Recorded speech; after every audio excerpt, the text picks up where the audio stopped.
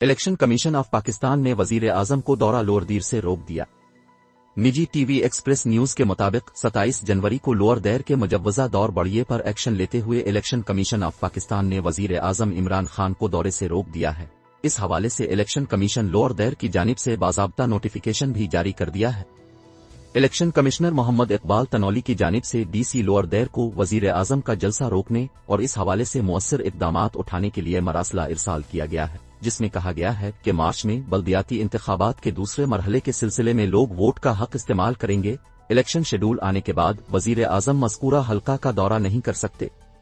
Election commission کا کہنا ہے کہ الیکشن شیڈول آنے کے بعد کسی بھی ترقیاتی منصوبے کا اعلان اور افتتاح ناممکن ہے۔ وزیر اعظم کا دورہ رولز 233 اور 234 کی خلاف ورزی ہوگی۔